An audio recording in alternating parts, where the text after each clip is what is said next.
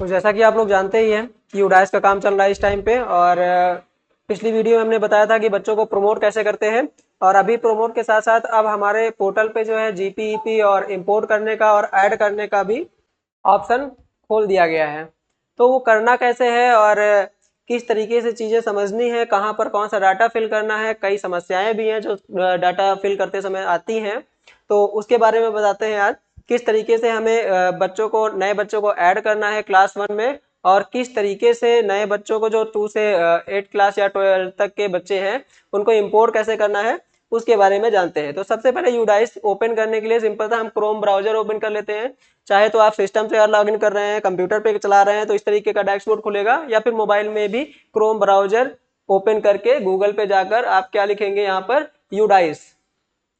UDISE लिख के search करते हैं तो यहाँ पर वेबसाइट यूडाइस पोर्टल की ऑफिशियल वेबसाइट आ जाती है। इस पर आप क्लिक करते हैं तो कुछ इस तरीके का डैशबोर्ड खुलता है। कभी कभी जब मोबाइल्स में हम ओपन करते हैं तो ये log in for all modules का जो ऑप्शन दिख रहा है इसमें क्या होता है, ये हाइड रहता है। तो वहां पर 3 लाइनें होती हैं, 3 लाइन पे आप क्लिक करते हैं तो वहां पर आपको ये log in for all modules का ऑप्शन दिख जाता है। तो इस पर क्लिक करते हैं। क्लिक करने के बाद अपना स्टेट सिलेक्ट कर लेंगे, जैसे हमारा यूपी है तो हम अपना उत्तर प्रदेश सिलेक्ट करके गो पे क्लिक करेंगे। इसके बाद यहाँ पर 5 तरीके के लॉगिन दिख रहे हैं, यूडाइस प्लस कॉमन लॉगिन, और login for school directory user management and profile and facility module, teacher module और स्टूडेंट मॉड्यूल।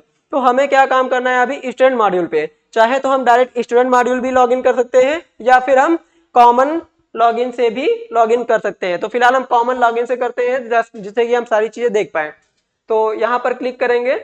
अब मैंने ऑलरेडी लॉगिन कर रखा है इसलिए लॉगिन हो गया। आपको अपना यूडाइस कोड और पासवर्ड और कैप्चा डाल के लॉगिन करना होगा। लॉगिन करने के बाद आपका कुछ इस तरीके का डैशबोर्ड खुलता है जिसमें आपको सारे ऑप्शन दिए जाते हैं, स्कूल डायरेक्टरी लॉगिन का, टीचर मॉड्यूल का, school profile and facility module का और स्टूडेंट मॉड्यूल का। तो हमें क्या काम करना है अभी, स्टूडेंट मॉड्यूल पे। तो हम कहा जाएंगे, स्टूडेंट मॉड्यूल पे गो पे क्लिक करते हैं। जब आपका स्टूडेंट मॉड्यूल लॉगिन होता है तो कुछ इस तरीके आपके स्कूल का डैशबोर्ड होता है जिसमें आपको सारे क्लास वाइज बच्चों का डाटा दिख जाता है जो कि 26 और 27 के हैं। तो इसमें करना क्या होता है, सिंपल सा, अगर आप मोबाइल से कर रहे होते हैं तो ये जो ऑप्शन होता है ये अंदर हाइड होता है। इसके लिए आपको क्या करना है, 3 लाइन पे जाना है और यहां से आप सबसे नीचे आएंगे, progress student movement and progression. इस पर जाकर प्रोग्रेशन एक्टिविटी पे क्लिक करते हैं और यहाँ से, यहाँ पर आपको 5 तरीके के ऑप्शन मिलते हैं, एक गो का, एक प्रोग्रेशन यूजर मैनुअल, चाहे तो आप देख सकते हैं या फिर आप समरी देख पाएंगे।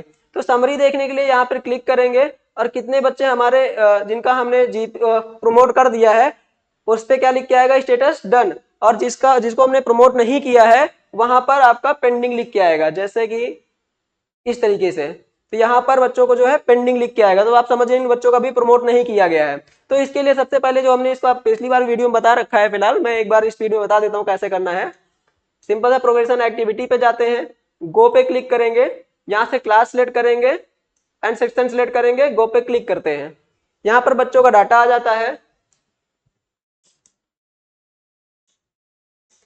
इस तरीके से, बच्चों का डाटा आ जाता है। यहाँ पर आप प्रमोटेड, जो भी बच्चा है प्रमोट हुआ है, नॉट पास है, पास्ड है, जो भी ऑप्शन आएगा वहां पर बच्चे, हर बच्चे के सामने ये 4 ऑप्शन आएंगे।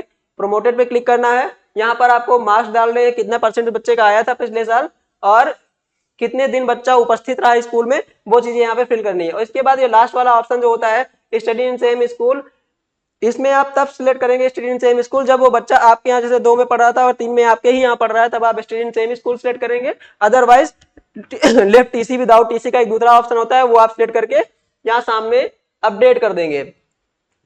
तो इस तरीके से आपका प्रोग्रेशन कंप्लीट होगा। प्रोग्रेशन होने के बाद सारे बच्चों का यहाँ लास्ट में एक फाइनलाइज का ऑप्शन आता है, जो कि इन्होंने फाइनलाइज कर दिया है तो इस वजह से नहीं दिख रहा है। यहाँ पे फाइनलाइज कर देंगे, डाटा इस तरीके से लॉक हो जाएगा। इसके बाद क्या करना रहता है, फिर से प्रोग्रेशन एक्टिविटी पे जाते हैं। जब सारे क्लास का, हम सारे सेक्शन का हम कर लेते हैं, उसके बाद यहाँ पर फाइनलाइज प्रोग्रेशन का एक ऑप्शन दिख रहा है, उस पर क्लिक करते हैं। तो यहाँ पर आपको टर्म एंड कंडीशन पे क्या करना है, एग्री करना है। आई एग्री करके सबमिट कर देंगे तो ये फाइन, जितना भी प्रमोट किया है बच्चों को, वो आपका जो है लॉक हो जाएगा। इसके बाद आप किसी भी बच्चे का जो है एडिट नहीं कर पाएंगे। इसके बाद अब बात करते हैं जो नया काम आया है बच्चों को ऐड करने का, जो नया ऑप्शन खोला गया है। स्कूल डैशबोर्ड पे क्लिक करेंगे, सिर्फ आप कक्षा 1 के ही बच्चों को ऐड कर पाएंगे। ऐड करने के लिए सिंपल था, ये तीर का निशान बन रहा है, इस पे क्लिक करते हैं, ऐड स्टूडेंट, अनव्यू एंड मैनेज का ऑप्शन दिखता है। तो क्या करना है, हमें ऐड स्टूडेंट पे जाते हैं। अब यहाँ पर क्या करना है, सबसे ध्यान देने वाली चीजें हैं, जो कि सबसे पहले बच्चे का आधार नंबर यहाँ पे डाल के चेक करेंगे बच्चा कहीं और इनरोल तो नहीं है। ऐसा ज्यादातर ऐसा होता है कि बच्चे क्या करते हैं कि प्राइवेट स्कूल में पढ़ के आते हैं, कक्षा 2 3 5 पढ़ के आते हैं, और यहाँ पे प्राइमरी या जूनियर में, मतलब प्राइमरी में आके कक्षा 1 में ही नाम लिखवा लेते हैं। तो जब उसका रजिस्ट्रेशन करते हैं तो यहाँ पर हो नहीं पाता है। इसके लिए सबसे पहले जब भी आप एडमिशन लेंगे, जब भी पोर्टल में रजिस्ट्रेशन करना होगा, सबसे पहले बच्चे का आधार नंबर डालेंगे, गो पे क्लिक करेंगे। अगर यहाँ पर सही का निशान आता है तब आप बच्चे का डिटेल आगे फिल करेंगे। अगर यहाँ पर क्रॉस का निशान आता है तो वह कुछ न उसका पैन नंबर दिखा देगा कि ये बच्चा ऑलरेडी कहीं ना कहीं पर इनरोल है। तो इसके लिए क्या करना है, सिंपल था, यहाँ पे आधार नंबर डाल के चेक कर लेंगे। चेक करने के बाद सही का निशान आता है तो यहाँ बच्चे का डिटेल डालेंगे, स्टूडेंट नेम, जेंडर सिलेक्ट कर लेंगे, डेट ऑफ बर्थ सिलेक्ट करेंगे, mother name, father name, guardian name, Aadhaar. हाँ, यहाँ पर ध्यान देने वाली चीजें ये हैं, जो बच्चे का नाम यहाँ पे डालेंगे आप, वो जैसा आधार में लिखा होगा वैसे ही डालना है। जैसे कि आधार में लिखा हुआ आयुष कुमार, तो आपको यहाँ पर आयुष कुमार ही लिखना है। अगर आधार में आयुष लिखा है, गार्जियन करा आयुष कुमार लिख दीजिए तो वो आपका नहीं लेगा। जो बच्चे के आधार में होगा वही डाटा यूडाइस एक्सेप्ट करता है। तो यहाँ पर आपको आयुष कुमार ही लिखना है, और सेम डाटा यहाँ पर भी same Aadhaar number of student, यहाँ पे आधार नंबर डालेंगे, name of student as per in Aadhaar card, यहाँ पर भी सेम ही डालेंगे।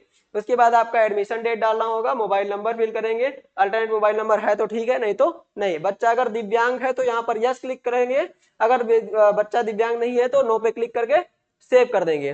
तो ये जो है आपका बच्चा ऐड हो जाएगा। अब ऐड हो गया तो दिखेगा कहाँ से, इसके लिए फिर से आपको डैशबोर्ड पे जाना है, व्यू वाले पे जाना है, यहाँ पर जहाँ पे अभी आप गए थे ऐड स्टूडेंट पे, उसके बाद जाएंगे व्यू एंड मैनेज पे। इस पे क्लिक करेंगे तो बच्चे का जितने भी बच्चे ऐड किए होंगे सारे बच्चे यहाँ पर दिखते जाएंगे।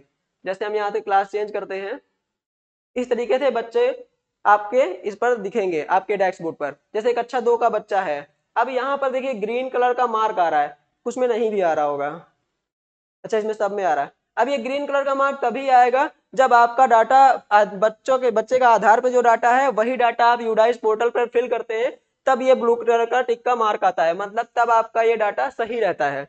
इसके बाद सारे बच्चों को ऐड करने के बाद, और 2 3 4 5 6 7 8 9 10 11 12 के बच्चों को, जिनका जीपी का मतलब जनरल प्रोफाइल, ईपी और एफपी, ये 4 स्टेप हैं जो हर बच्चे का करना होता है।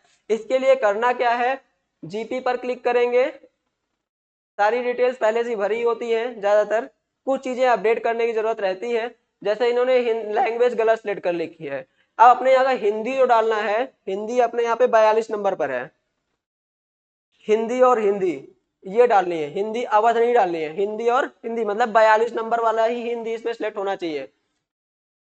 इसके बाद सोशल कैटेगरी, ये सारी चीजें फिल रहती हैं ऑलरेडी पहले से ही, तो आप ये सारी चीजें चेक कर लेंगे। यहाँ पे लास्ट में ब्लड ग्रुप आपको सिलेक्ट करना होता है, अगर आपको बच्चे का ब्लड ग्रुप पता है तो आप सिलेक्ट कर लेंगे, नहीं पता है तो लास्ट वाला ऑप्शन सिलेक्ट करके सेव कर देंगे।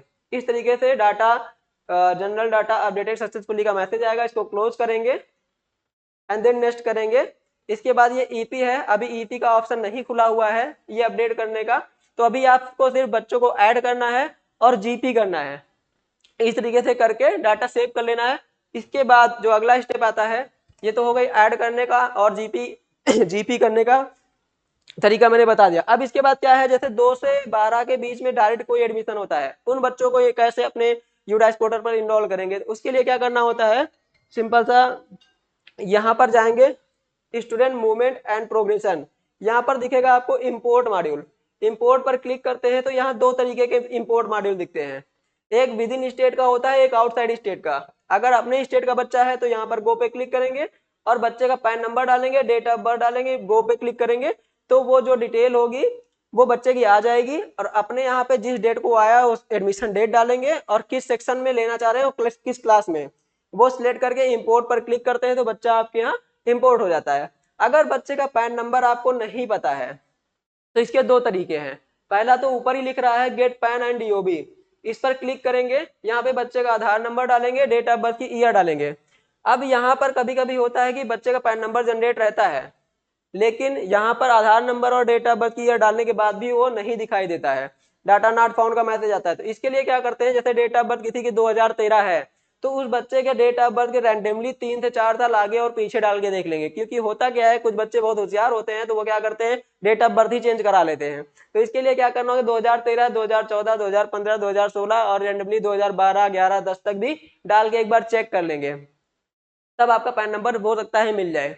और उसके बाद भी अगर नहीं मिलता है, दूसरा जो तरीका है बच्चे का पैन नंबर निकालने का, सिंपल सा आप आएंगे स्कूल डैशबोर्ड पे, क्लास 1 वाले में जाएंगे, ऐड स्टूडेंट पे, यहाँ पर चेक बॉक्स पे क्लिक करेंगे, यहाँ पर बच्चे का आधार नंबर डालेंगे, गो पे क्लिक कर देंगे, तो उसका बच्चे का पैन नंबर और डीओबी आपको यहाँ से मिल जाएगा।